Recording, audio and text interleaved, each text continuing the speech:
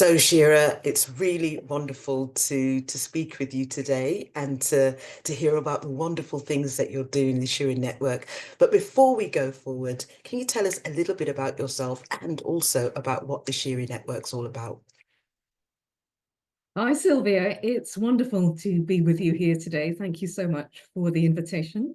So I'm Shera Chok. I'm a GP in East London by background. I'm also the chair and founder of the Shuri Network, which is the only network for women of color in digital health and social care. And I'm also a NED, non-executive director of the London Ambulance Service Trust and the national lead with the NIHR, which is the National Institute for Health and Care research in community settings.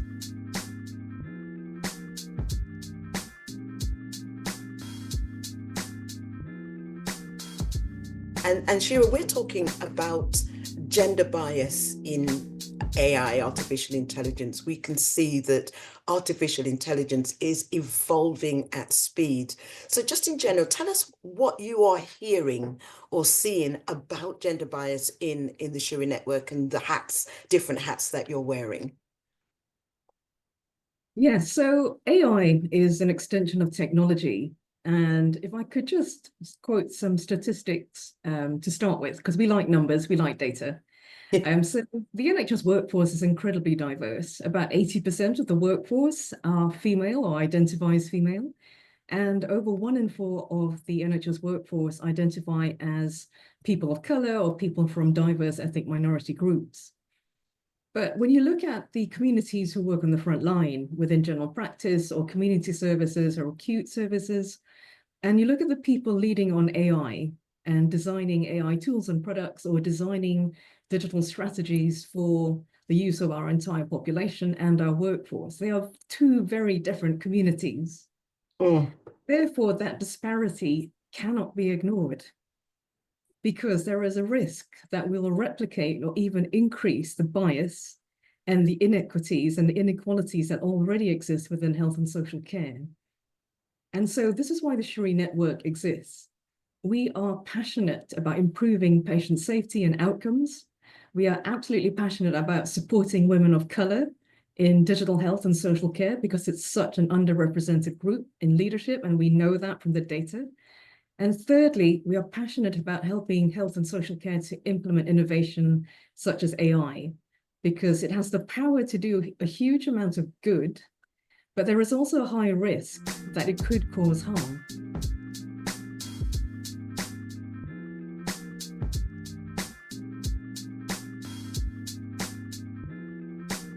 Can you give us an example of some of the things that the Shuri Network are seeing in terms of why that disparity in terms of leadership, diversity in leadership is still existing? I mean, we've talked about this for a very long time. It's something that is recognized across the board. There's a lot of effort that has been given to the NHS to kind of try and push the dial in terms of EDI. Why do you think this is still persisting?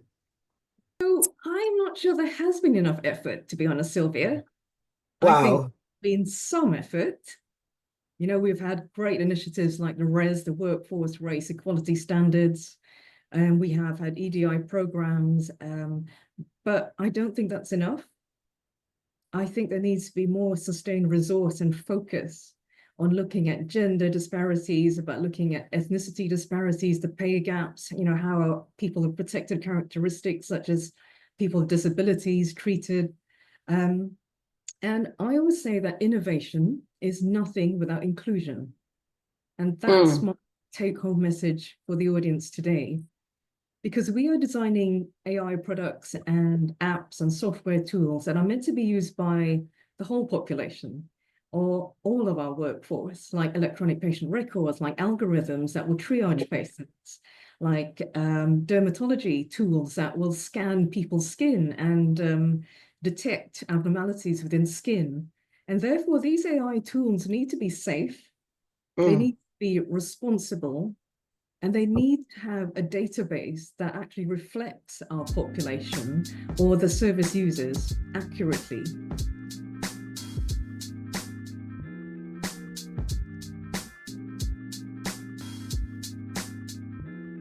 what would you say to people that actually say, it's not that we're not trying to get, diversity at the very beginning, we just can't find them?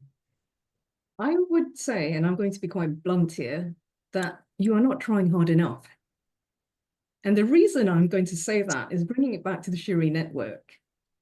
We started 5 years ago. And the reason I started the Shuri Network was because I went to a national conference on digital health. There were probably about 350 national leaders in the NHS, like chief information officers, chief clinical information officers in the room. And I remember very clearly looking around the hall the first morning, and not a single person looked like me, Sylvia, and not a single person looked like you either. And in fact, all the people of color were serving us tea and coffee and lunch. And that goes back to the diversity of the workforce and our population. And I thought, well, if there are only 3 women of color in this space in leadership in digital, then I will get the 3 or 4 of us together and we will try and open some doors and create that diversity. Now, we now have 4,000 members in the Shuri Network. Wow. That's 3,996 women more than I knew 5 years ago.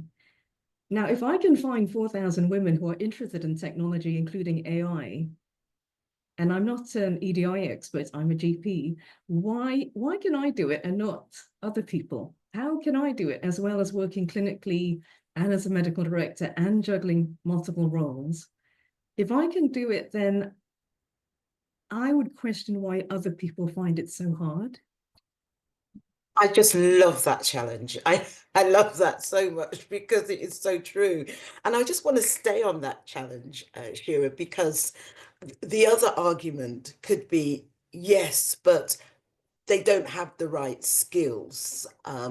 We're looking for somebody that's had experience, maybe 20 years in technology, maybe someone that's been to a specific university. There are some really high barriers, if you like, when it comes to not just finding the right people, as in people of color and women, to diversify from in the tech industry, but some existing people saying, well, they don't have the right skills. What would you say to that?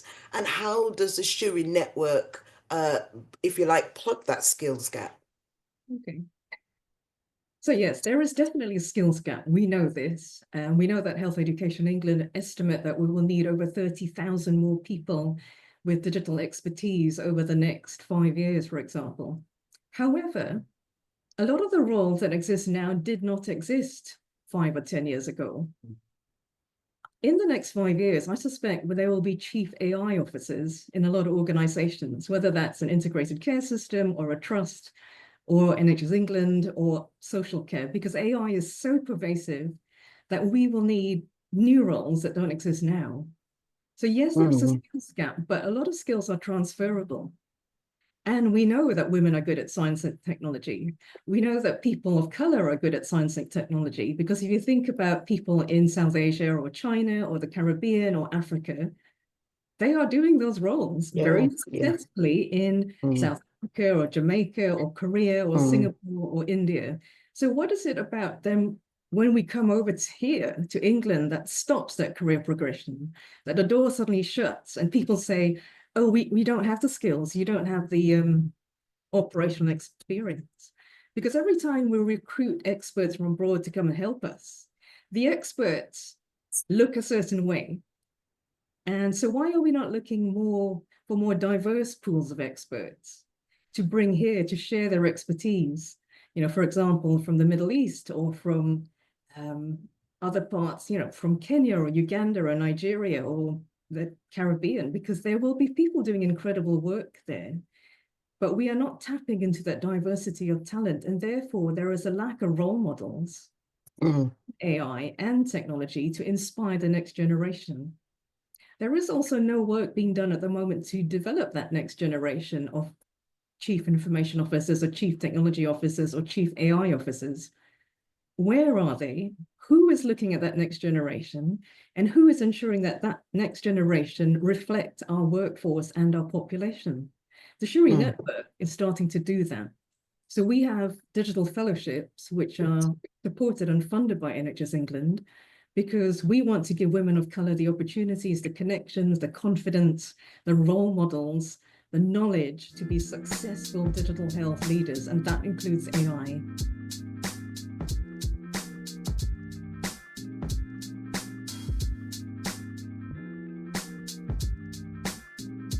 So to what extent do you think the Shuri Network, who, 4,000 members, are you getting the seat at the right tables to positively disrupt and influence? So I would say we would love to be at the table.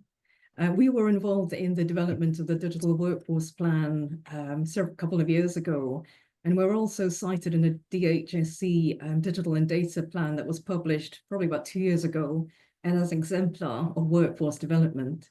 However, we would really like to be part of the future planning around digital and data workforce, because we know there is evidence that diverse teams perform better, that they are more innovative, they're more creative, that staff well-being and morale is higher, and they perform better in terms of financial return. So there is a direct link between diversity and patient care, reducing cost, improving productivity and efficiency.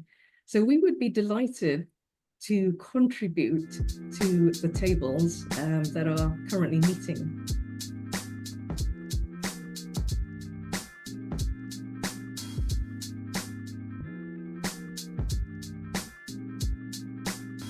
What would you identify to them as the key barriers that they need to address in order to reduce gender bias? And also, when it comes to gender bias in AI, what do you see as those top priority barriers?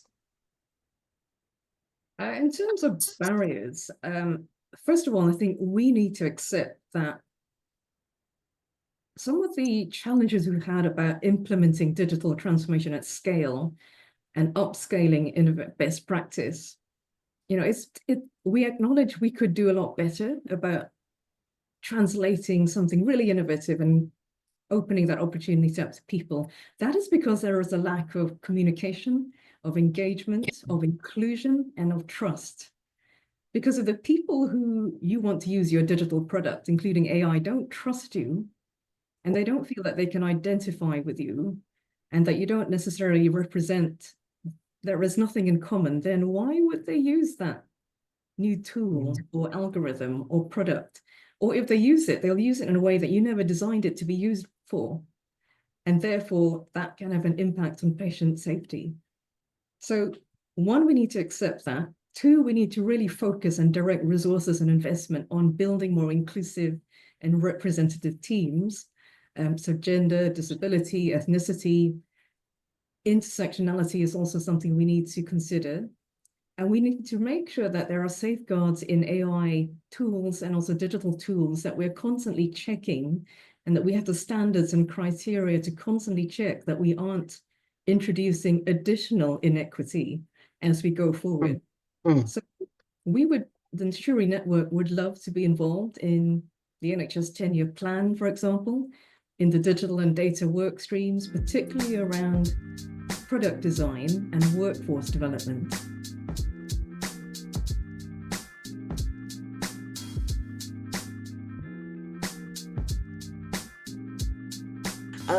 How can organizations reach out to the Shuri Network? Can you tell us a little bit about the benefits if they were to send, their staff members to the Shuri Network? What's in it for the people? What's in it for the organization? And how they can get in touch with you to actually be a part of this great movement that you've created? Thank you so much. So yes, please do get in touch if you'd like to find out more about what we offer to our members and organizations. Our email address is shuri, SHURI, @nhsnet.net. We have a website where you can also contact us through that. And we're also on LinkedIn. So we would be delighted to hear from organizations and women of color, as well as allies.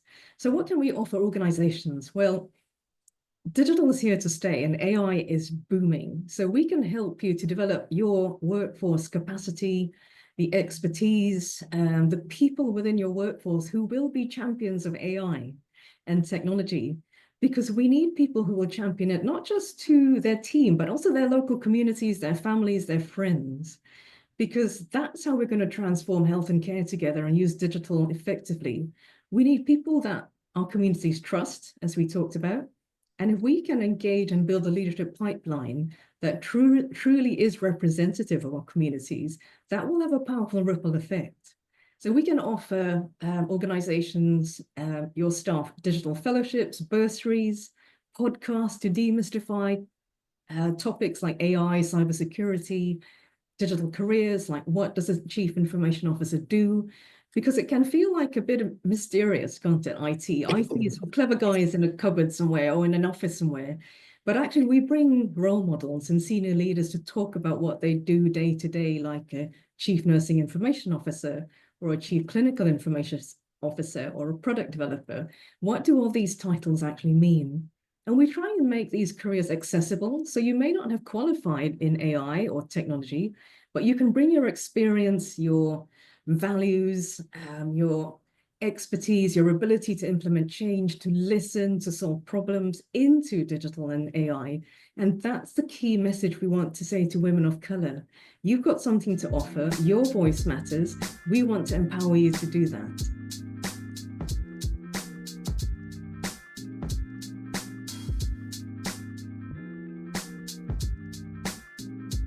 I love that. I want to sign up. I love that call to action. I want to sign up. And just staying on that quickly, Shira, some people will say, look, that sounds really great. I love that. But I've got a hospital to run, I've got a trust to run. I can't afford to release my staff. It sounds like a lot of time. What would you say to them? I'd say if I was a chief executive or a chair, my job's to make sure I empower and upskill my staff to develop them so that one, they stay and they don't leave the profession, because we know a lot of people are leaving the NHS, and we know that we have over 100,000 vacancies within the NHS. We know that international recruitment is increasing. So how do we make sure that we upskill our staff, attract the best talent, and both local staff, but also international talent, and retain them? Because if staff don't feel valued, if they don't feel that that professional development is being invested in and they're given time to actually learn the skills that will help them deliver better patient care, why would they stay in your organization? And therefore, looking after without our staff, the NHS is nothing. Again, without our people, there will be no NHS.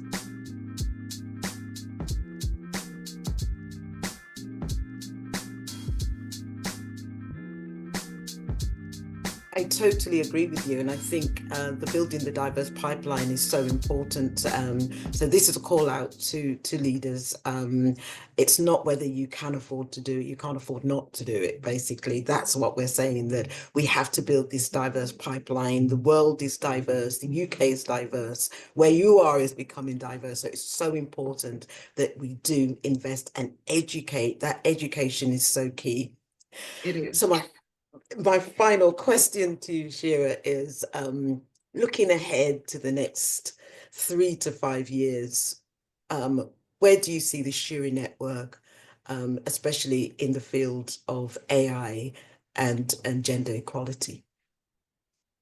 So we've had a huge impact already on career progression over the last 5 years. So, for example, 4 of our digital fellows have now progressed into chief nursing information officer roles in the last 2 years, which is incredible. We've seen the diversity increase on the clinical side, so more chief clinical information officers or chief nursing information officers reflect the wider population. However, that's not reflected on the non-clinical or the CIO side.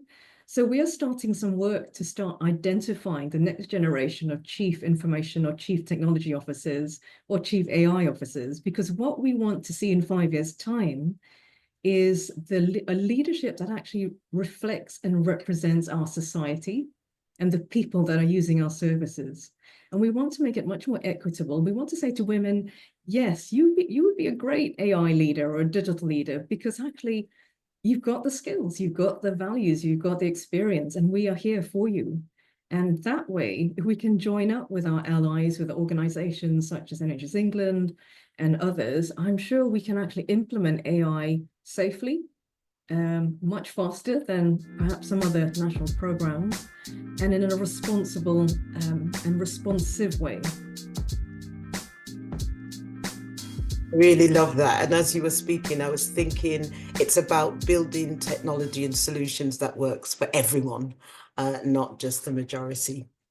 Dr. Shera, I just want to thank you so much for your time, for really highlighting some of the fantastic work that the Shuri Network is doing, and that, we're looking forward. We're going to be following you to see how you take on the world of AI and leadership over the coming years. Thank you so much for taking the time to speak with us. Thank you so much, Sylvia.